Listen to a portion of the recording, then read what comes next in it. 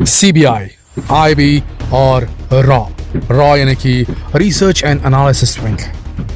ये तीनों नाम आपने कई बार सुने होंगे। ये सभी एजेंसियां देश की सुरक्षा के लिए काम करती हैं, ये भी आप जानते होंगे।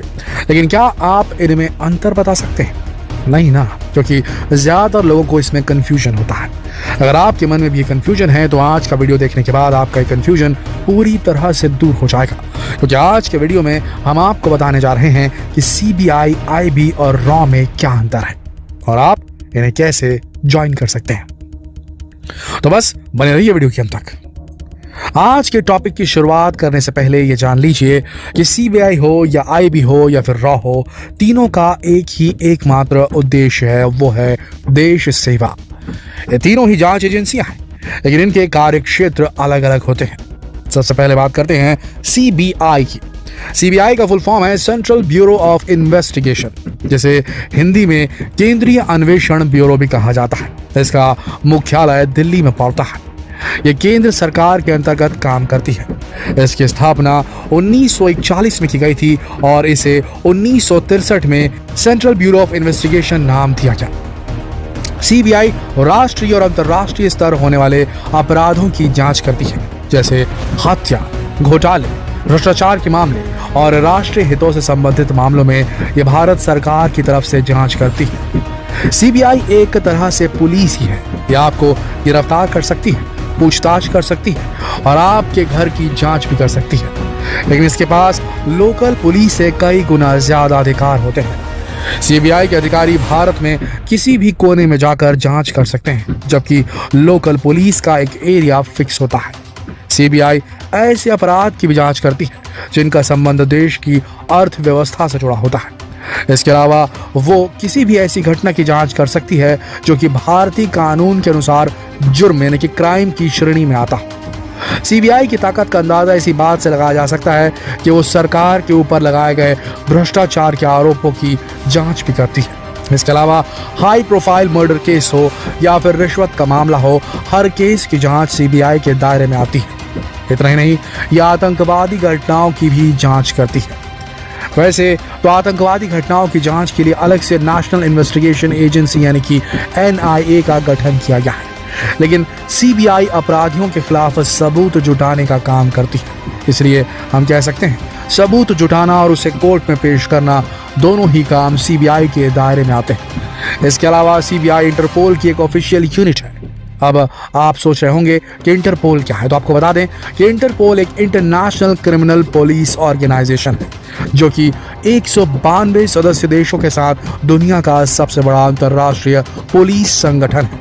चलिए दोस्तों, अब बात करते हैं आईबी की। आईबी यानी कि इंटेलिजेंस ब्यूरो देश की खुफिया जांच एजेंसी है। इसका काम आतंकवादी गतिविधियों से जुड़े लोगों पर नजर रखना है और खतरे का अंदेशा होते ही सेना को अलर्ट करना होता है।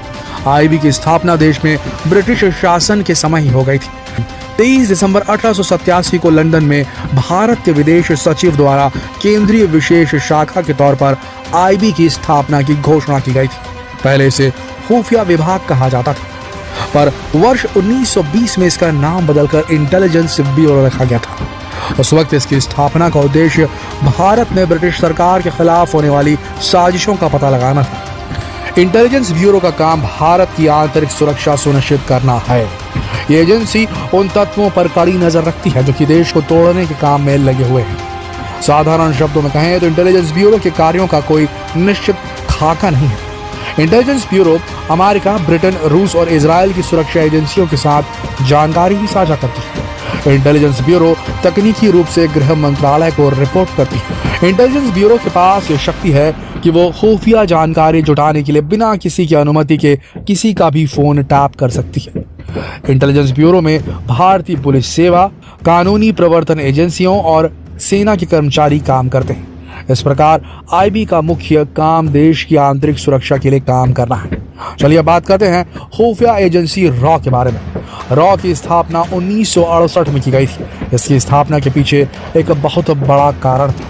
हुआ ये कि 1968 तक आईबी ही भारत के आंतरिक और बाहरी खुफिया ऑपरेशंस को देखता था, लेकिन 1962 और 1965 में हुए युद्ध में भारत की खुफिया एजेंसियां सही जानकारी नहीं दे पाई थी, इस वजह से एक ऐसी जांच एजेंसी की जरूरत महसूस होने लगी जो कि भारत के बाहरी दुश्मनों के बारे में जानकारी जुटा सके।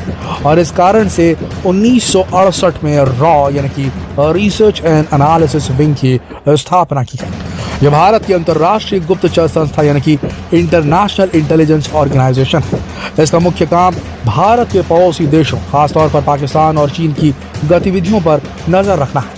रॉ भारत के नीति निर्माताओं और सेना को खुफिया जानकारी प्रदान करता है ताकि वो सही समय पर सही कदम उठाकर देश को खतरों से बचा सके। रॉ ने बांग्लादेश के गठन में महत्वपूर्ण भूमिका निभाई थी।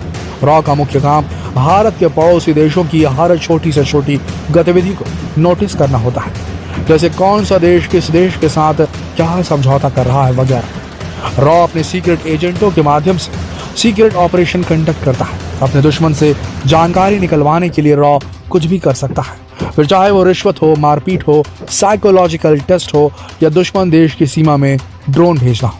कह सकते हैं कि ये एनीथिंग फॉर द कंट्री यानी देश के लिए कुछ भी के सिद्धांत पर काम करते हैं। शुरुआत में रॉ में केवल प्रशिक्षित खुफिया अधिकारी काम करते थे, लेकिन अब सेना, पुलिस और अन्य सेवाओं के लोगों को भी इसमें शामिल किया जाने लगा। अब रॉ के पास अपना सेवा कैडर है जिसे रिसर्च एंड एनालिसिस सर्विस यानी कि RAS कहा जाता है। चूंकि रॉ देश के बाहर के खतरों पर नजर रखता है, इसीलिए ये सीधे PMO यानी कि प्रधानमंत्री कार्यालय को रिपोर्ट करता है। तो दोस्तों, अब आप ये तो जान ही गए होंगे कि CBI, IB और रॉ में क्या अंतर होता है, और आप में से कई लोग इन संस्थाओं में जाने के इच्छुक भी होंगे। तो चलिए आपको बता दें कि आप कैसे इन संस्थाओं को ज्वाइन कर सकते हैं। CBI में जाने के लिए आपको SSC CGL staff selection commission combined graduate level exam clear करना पड़ता है। इसके अलावा आप पुलिस विभाग से डेप्यूटेशन यानी प्रतिनियुक्ति या प्रमोशन के बाद भी CBI ज्वाइन कर सकते हैं। IB और रॉ इन दोनों संस्थाओं में शामिल होने के लिए उम्मीदवार को एक कठोर परीक्षा से गुजरना पड़ता है। लिखित परीक्षा पास करने के बाद इंटरव्यू में भी पास होना पड़ता है। हर साल SSC द्वारा इंटेलिजेंस ब्यूरो में नौकरी के लिए CGPE यानी संयुक्त स्नातक प्रारंभिक परीक्षा ली जाती है। इसके अलावा किसी विषय में डिग्री होना भी जरूरी है। वहीं रॉ में काम करने के लिए आपको कम से कम एक विदेशी भाषा जरूर आनी चाहिए। दोस्तों, इन संस्थाओं को ज्वाइन करने के लिए इन सबसे ज्यादा जरूरी एक और क्वालिफिकेशन है, और वो है देशभक्ति का जज्बा, देश के लिए जान देने की तमन्ना, क्योंकि यहाँ हर कदम पर खतरा होता है। रॉ और IB के एजेंट्स को छुप कर काम करना पड़ता है। कई बार तो उन्हें भेष बदल कर भी रहना पड़ता है और कई महीनों तक अपने परिवार से नहीं मिल पाते। ऐसे में देशभक्ति का जज्बा ही है जो उन्हें अपना फर्ज पूरा करने की हिम्मत देता है। तो दोस्तों, अगर आप देश को सबसे ऊपर मानते हैं तो एक बार जय हिंद जरूर कमेंट कर दीजिए और वीडियो को शेयर भी कर दीजिए ताकि ज्यादा से ज्यादा लोग इन एजेंसियों के बीच अंतर को जान पाए। वीडियो को लाइक और सब्सक्राइब करना बिल्कुल ना भूलें। धन्यवाद।